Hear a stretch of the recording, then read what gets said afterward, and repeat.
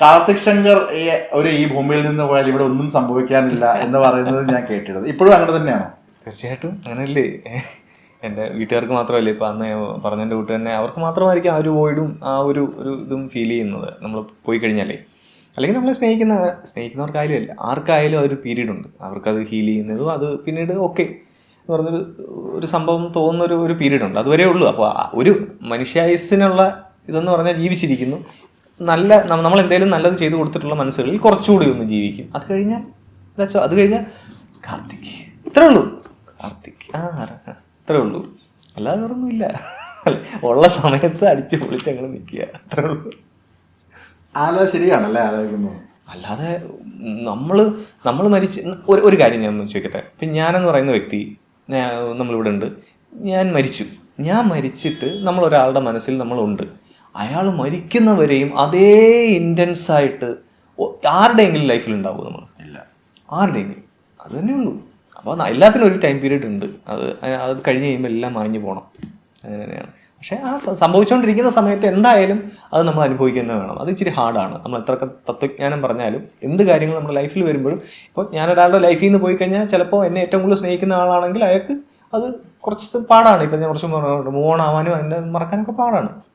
അത് ആ ഒരു പീരീഡ്, എല്ലാത്തിനും ഒരു ടൈം കാലമുണ്ട്, അത് കഴിഞ്ഞാൽ എല്ലാം ഓക്കെയാണ്. കാർത്തിക് ഇപ്പം നിൽക്കുന്ന ഒരു പൊസിഷൻ എന്ന് പറഞ്ഞാൽ ഒരുപാട് പേര് കൊറോണ സമയത്ത് യൂട്യൂബ് തുടങ്ങി രക്ഷപ്പെടാതെ ക്ലച്ച് പിടിക്കാതെ പോയി വേറെ പല പരിപാടി ഇരിക്കുമ്പോൾ ഒരുപാട് ആളുകളുണ്ട്. എനിക്ക് തോന്നുന്നു 10,000 ആളുകളുണ്ടാവും.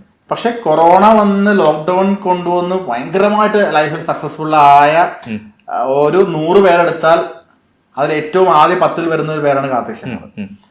യൂട്യൂബ് കൊണ്ടും അല്ലെങ്കിൽ ഒരുപാട് പേര് ആഗ്രഹിക്കുന്ന ഒരു പൊസിഷനാണ് കാർത്തിക് ഇപ്പം നിൽക്കുന്നത്. സ്വന്തമായിട്ടുള്ളൊരു വളരെ ബാങ്ക് ബാലൻസ്, വണ്ടികൾ, വീട്, ഹാപ്പി ലൈഫ്, സിനിമയിലേക്ക് കയറുന്നു. ഇതെല്ലാം ഒരുപാട് ആളുകൾ ആഗ്രഹിക്കുന്ന ഒരു ലൈഫാണ്. എന്നിട്ടും ഐ ആം നത്തിങ് എന്ന് പറഞ്ഞതുകൊണ്ടായിരിക്കും.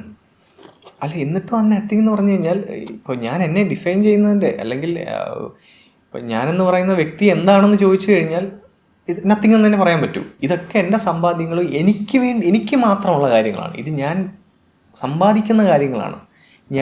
ഞാൻ എന്താണെന്ന് ചോദിച്ചു കഴിഞ്ഞാൽ അതിനുത്തരം ഞാൻ ഇവിടുന്ന് ഈ ഭൂമിയിൽ നിന്ന് പോയി കഴിയുമ്പോഴാണ് അതിനുത്തരം വരുന്നത്. ഞാൻ എന്തായിരുന്നു, എന്താണെന്ന് ആൾ അറിയുന്നത്. ഇതെന്ന് പറഞ്ഞാൽ എൻ്റെ സന്തോഷത്തിന് വേണ്ടി ഞാൻ കുറേ കാര്യങ്ങൾ സെറ്റ് ചെയ്യുന്നത് മാത്രമാണ്. എന്നെ സന്തോഷിപ്പിക്കാൻ വേണ്ടിയിട്ടുള്ള കാര്യങ്ങൾ അതല്ല. അല്ലാതെ ഡീപ്പായിട്ട് പോകുന്നുണ്ട്, ഞാനത് കൺട്രോൾ ചെയ്യാൻ. ഈ ഇപ്പം എന്താ പറയുന്നത്, യൂട്യൂബിൽ കൂടെ ഉണ്ടായ സമ്പാദ്യമാണെങ്കിലും മറ്റു കാര്യങ്ങളായാലും എല്ലാം ഇത് ഞാൻ എന്നെ സന്തോഷിപ്പിക്കാനും എനിക്ക് വേണ്ടി ഞാൻ സ്വന്തമാക്കുന്നത് ഞാനല്ല. ഞാൻ എന്താണെന്ന് ചോദിച്ചു കഴിഞ്ഞാൽ അതിനുത്തരം തരേണ്ടത് ഞാൻ ഇവിടുന്ന് പോയി കഴിയുമ്പോഴാണ്.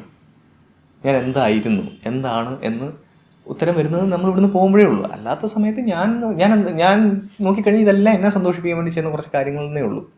അതൊരു മനുഷ്യനാവുമ്പോൾ നമ്മൾ സർവൈവൽ പ്രോസസ്സിൻ്റെ ഭാഗമായിട്ട് പിന്നെ നമ്മുടെ ആഗ്രഹങ്ങൾ, ഇത്രേ ഉള്ളൂ. അതൊരിക്കലും ഞാനാവുന്നില്ല. ഞാനിതൊക്കെ കോമഡി ആയിട്ടങ്ങ് വിടുക. ഐശ്വര്യ താടി കൈ എടുത്തു. ആരാണ് ഞാൻ പറയുന്നത്?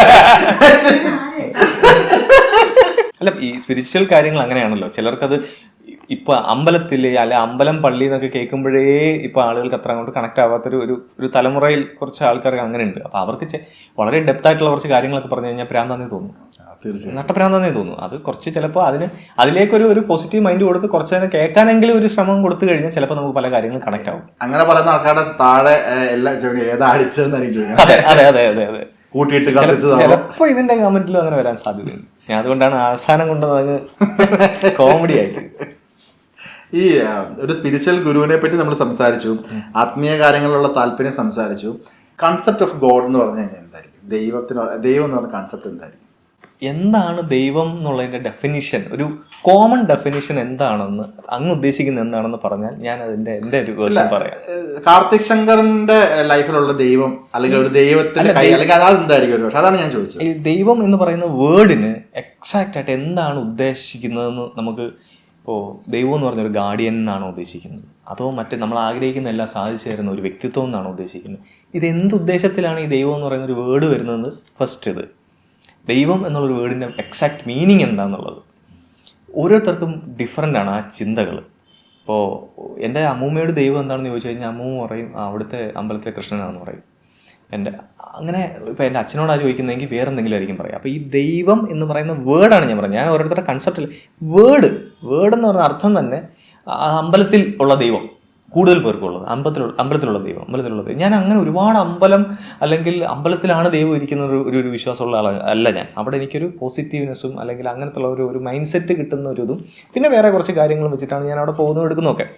അപ്പോൾ എന്നെ സംബന്ധിച്ച് ദൈവം എന്ന് പറയുന്നത് ഇപ്പോൾ ഭയങ്കര ഡീപ്പായി പോകും. എന്നാലും നമ്മുടെ ഈ സ്പിരിച്വാലിറ്റിയും ഈ എൻ്റെ ദൈവം എന്ന് പറയുന്ന കൺസെപ്റ്റും എല്ലാം എൻ്റെ ഗുരുനാഥൻ പറഞ്ഞൊരു കാര്യത്തിൽ നിന്ന് നമുക്ക് പറയാനാണെങ്കിൽ, ഇപ്പോൾ എൻ്റെ ലൈഫിനെ എങ്ങനെ എനിക്ക് ദൈവത്തിലേക്ക് അടുക്കുക എന്ന് ഞാൻ ഉദ്ദേശിക്കുന്നത് എൻ്റെ ലൈഫിനെ കുറച്ചുകൂടി കോൺഷ്യസ് ലെവലിലേക്ക് കൊണ്ടുപോകുക. അതിനൊരു സിമ്പിൾ ഉദാഹരണം മാത്രം ഞാൻ പറയാം. ഒരു പട്ടിക്കുട്ടിയോ അല്ലെങ്കിൽ അങ്ങനത്തെ എന്തെങ്കിലും പക്ഷി മൃഗാദികളോ എന്തെങ്കിലും എടുക്കാം, നമ്മുടെ ലൈഫ് എടുക്കാം. ഈ രണ്ട് ലൈഫിലും നമ്മൾ ഈ മൃഗങ്ങൾക്കല്ലാതെ ഇവർ ചെയ്യുന്നൊരു പ്രോസസ്സ് അല്ലാതെ നമ്മൾ എന്ത് ഇത്ര വ്യത്യസ്തമായിട്ട് ചെയ്യുന്നതെന്ന് നമ്മളൊന്ന് ചിന്തിക്കുക. അവർ ജനിക്കുന്നു, റീപ്രൊഡക്ഷൻ നടത്തുന്നു, സർവൈവ് ചെയ്യാൻ ശ്രമിക്കുന്നു. നമ്മളും ഏകദാണ്ട് അതുപോലൊക്കെ തന്നെ ചെയ്യുന്നു, ചാവുന്നു.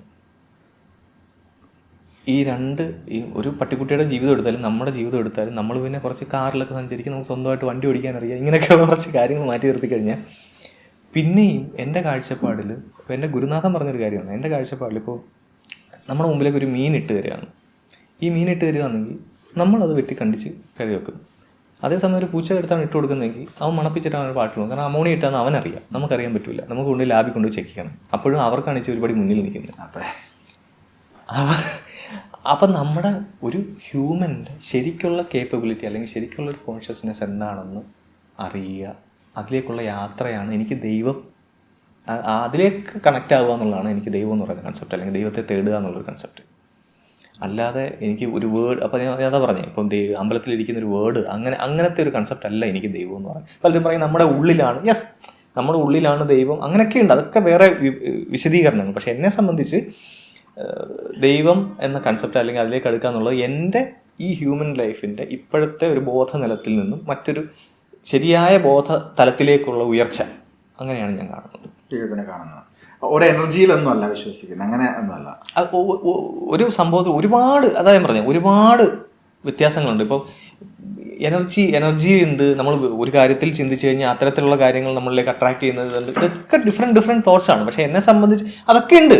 ഒരു പോസിറ്റീവ് എനർജി, നെഗറ്റീവ് എനർജി, ഇങ്ങനെയുള്ള കാര്യങ്ങളൊക്കെ നമുക്കും ഇതുണ്ട്. പക്ഷേ എന്നോട് അൾട്ടിമേറ്റ് ആയിട്ട് എന്നോട് ചോദിക്കുകയാണ്, നിങ്ങൾ ദൈവത്തിലേക്ക് പോകുന്ന ഒരു സ്പിരിച്വൽ എന്താണ് ദൈവം എന്ന് ചോദിച്ചു കഴിഞ്ഞാൽ എന്നെ തന്നെ എങ്ങനെ ദൈവമാക്കാം, അല്ലെങ്കിൽ ഇപ്പോൾ ഉള്ള ഒരു ബോധ നിലവാരത്തിൽ നിന്നും ഉയർച്ചയിലേക്ക്. കാരണം ഞാൻ ഇപ്പോൾ എൻ്റെ ഗുരുനാഥൻ പറഞ്ഞ പോലെ നമ്മൾ നോക്കുമ്പോൾ കാണുന്നത് സാധാരണ ഒരു മറ്റുള്ള പക്ഷിമൃഗാദികൾ ജീവിക്കുന്നതിൽ നിന്നും വലിയ വ്യത്യസ്തമായിട്ടുള്ള ജീവിതമായിട്ട് നമുക്ക് തോന്നുന്നില്ല. നമ്മൾ ഇത്രയും ബോധ നിലവാരമോ അല്ലെങ്കിൽ നമ്മൾ ഭയങ്കര സംഭവമാണെന്ന് പറയുന്ന മനുഷ്യന് വലിയ വ്യത്യാസങ്ങൾ ഫീൽ ചെയ്യുന്നില്ല, കൊച്ചു കൊച്ചു വ്യത്യാസങ്ങളേ ഉള്ളൂ. അപ്പോൾ ആ ഹ്യൂമൻ കേപ്പബിലിറ്റി, മാക്സിമം കേപ്പബിലിറ്റി എങ്ങനെ അച്ചീവ് ചെയ്യാം, അതിലേക്ക് എത്താം, അപ്പോൾ നമ്മൾ തന്നെ ദൈവമായി തീരും എന്നുള്ള കൺസെപ്റ്റാണ് ദൈവം എനിക്ക്. കാർത്തിക് ശങ്കറിന്റെ ബുക്കിന് വേണ്ടിയിട്ട് ഞാൻ വെയിറ്റ് ചെയ്യുന്നു. അത് ചിലപ്പോൾ ഉണ്ടാവില്ല, എനിക്കറിയില്ല. എഴുത്. അല്ല, ഞാൻ വളരെ നമ്മൾ പറഞ്ഞതിന് പൊട്ടത്തരം കണക്ട് ചെയ്യുന്ന എത്രയോ ആളുകളുണ്ടാവും കേൾക്കുന്നത്.